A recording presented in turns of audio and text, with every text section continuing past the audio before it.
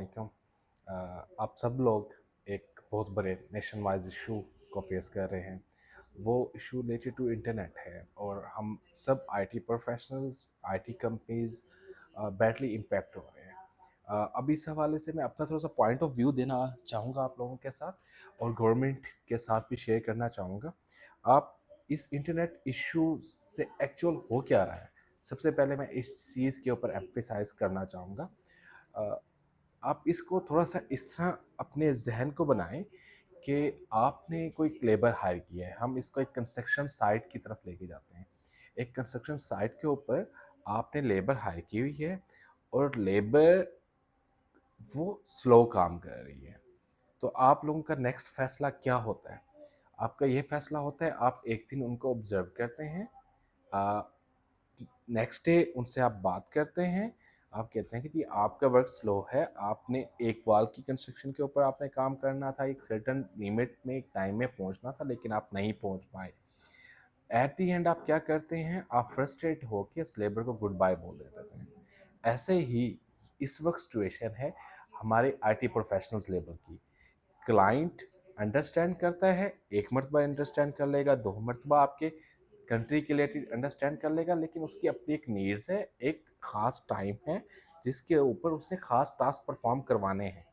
तो at the end क्या होगा इन फॉर फ्यूचर, उसके ज़हन में आना शुरू हो जाएगा कि मुझे पाकिस्तान से आईटी प्रोफ़ेशनल्स हायर नहीं करने, बिकॉज़ वहाँ पे ऐसे डिसीजंस होते हैं जो अब्रप्ट डिसीजंस होते हैं, without any thought process decisions होते हैं, या वहाँ पे कुछ ऐसे कंस्ट्रेंट्स हैं जिसकी वजह से वहाँ के आईटी प्रोफेशनल अपनी फुल एफिशिएंसी से परफॉर्म नहीं कर सकते।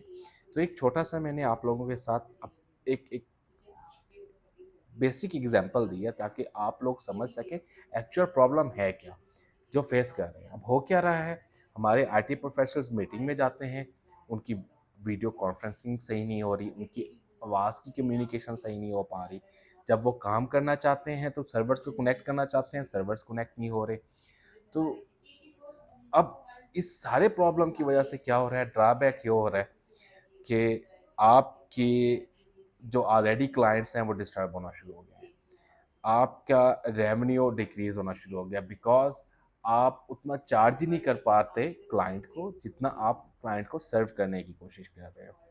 अब ऐसे ही सब लोगों को, जो एक बहुत बड़ी कम्युनिटी है पाकिस्तान में, हमारे मिलियंस ऑफ फ्रीलांसर्स हैं जो फाइवर के ऊपर अब काम जो कर रहे थे उनको काम मिलना बंद हो गया है।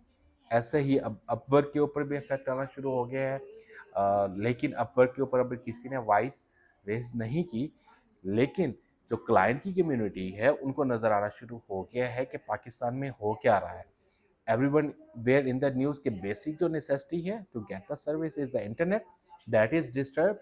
सो उन्होंने इनवाइट करना ही कम कर दिया है पाकिस्तानी फ्रीलांसर्स को। ऐसे ही जब काम के हवाले से एग्जिस्टिंग है, मेरे अपने ही नॉलेज के अंदर ऐसे फ्रीलांसर्स हैं जो मुझे से बात कर रहे हैं कि अज़हर भाई इस हवाले से वॉइस रेस करें। क्लाइंट्स अब हमें काम देते हुए सबसे पहले ये पूछता है कि यार आपके पास कोई ऐसा इश्यू तो नहीं कि आपकी काम की डिलीवरी लेट हो जाए।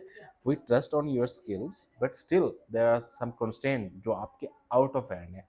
ठीक है, ऐसे ही जब इसको अब थोड़ी सी ना हम एक और फेज में लेके जाते हैं। रिमोट वर्क के ऊपर अगर आपके कुछ रिसोर्सेज काम कर रहे हो तो वो रिमोट वर्क के ऊपर आप क्या पूछते हैं, बैकअप ऑफ इलेक्ट्रिसिटी है, इंटरनेट स्टेबल है, आपकी डिवाइस अच्छी है।